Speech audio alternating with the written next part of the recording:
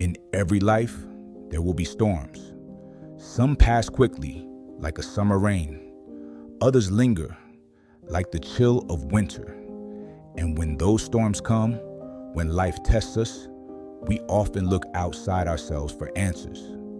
But sometimes, the greatest wisdom is not found in the noise of the world, but in the stillness within. Today, I want to share with you how I've learned to face life's most challenging moments, not with resistance, but with presence, not with panic, but with peace. And the path that showed me this? Stoicism. You might wonder, what does a monk in a monastery have in common with ancient Roman philosophers? More than you might think. The Stoics taught us that we do not control the winds, but we can adjust our sails. That's a lesson I came to understand deeply the year I lost everything I thought I needed. My position, my identity.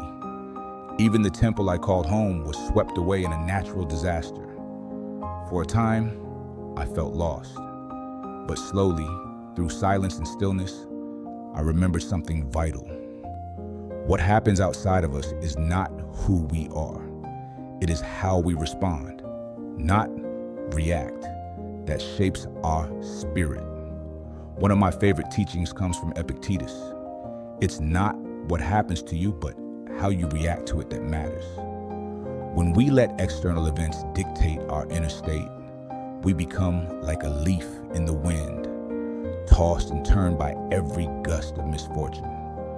But when we anchor ourselves in calm awareness, we become like a tree, still rooted, even in the fiercest storm. In my practice, I turn to 3 simple Stoic principles whenever I face difficulty. 1. Focus only on what you can control.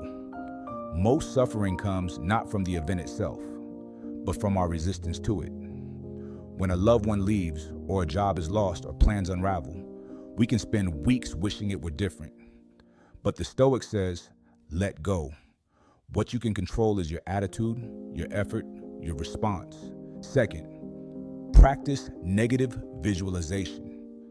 This sounds strange at first, but it's deeply powerful. Sometimes I sit and imagine the worst, not to frighten myself, but to train myself, to prepare my spirit.